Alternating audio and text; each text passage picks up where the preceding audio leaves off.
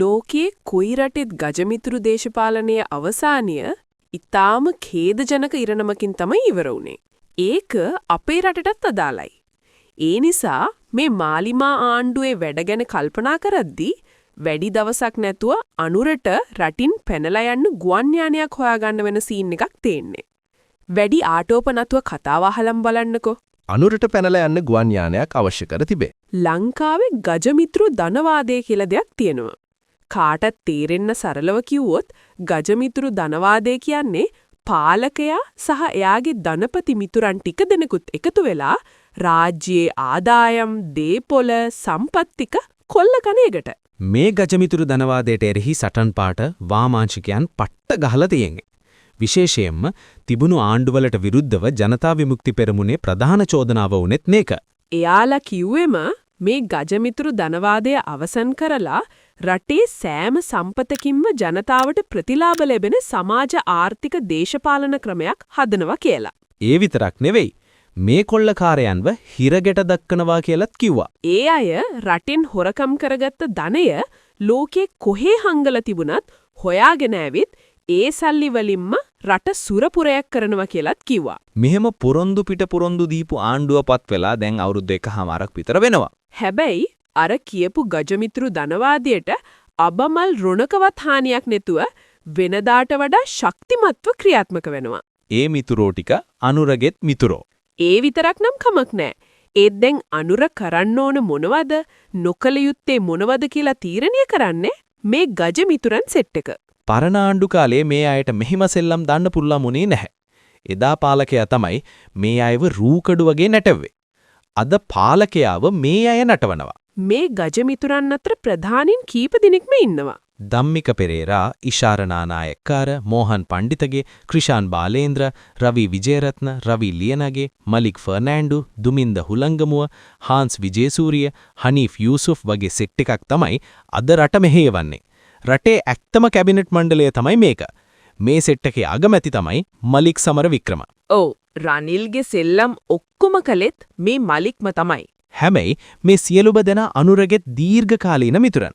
මේ අයගේ සෙල්ලම් හැමදාමත් හැම ආණ්ඩු කාලෙකමත් තිබුණා. මේ අයගේ ව්‍යාපාරවලට වාසි ලැබෙන විදිහට රාජ ප්‍රතිපත්ති වැඩසටහන් එහෙමෙහි කරපු අවස්ථා තිබුණා. හැබැයි එදා ඒව කලේ පරිස්සමෙන්, සීමා සහිතව. බෙදාගෙන කන්න තියෙන එක බදාගෙන වපුරගෙන මල පෙරේතයෝ වගේ කන්න ගියේ නැහැ. ඒත් අද තත්ත්වය වෙනස්. සමස්ත රජයම මේ මල පෙරේතයන්ගේ ග්‍රහණයට අහු වෙලා. මේ අය අතර ඉන්න ලොකුම මල පෙරේතයා තමයි ධම්මික. 4 වටේම කනවා.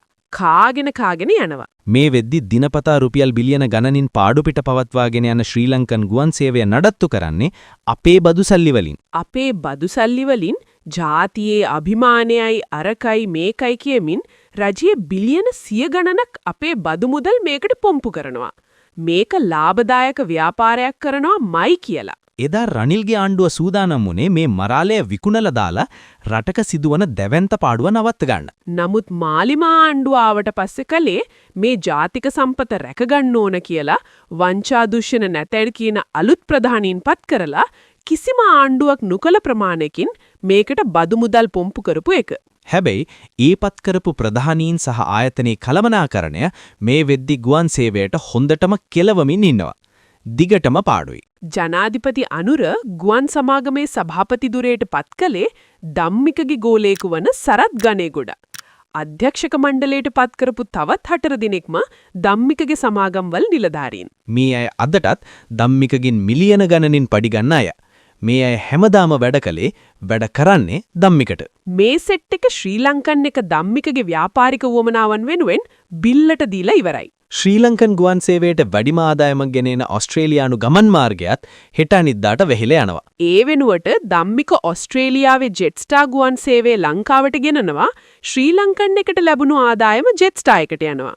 ජෙට්ස්ටාර් එකේ ලංකාවේ නියෝජිතයා විදිහට ධම්මිකගේ හේලීස් ඒවියේෂන් එකට ඒ ආදායමින් කොටසක් එනවා. සාමාන්‍යයෙන් ශ්‍රී ලංකන් ගුවන් යානා දවසට දෙවරක් ඕස්ට්‍රේලියාවේ සිඩ්නි සහ මෙල්බර්න් නගර දෙකට ගුවන් ගමන් සිදු කරනවා.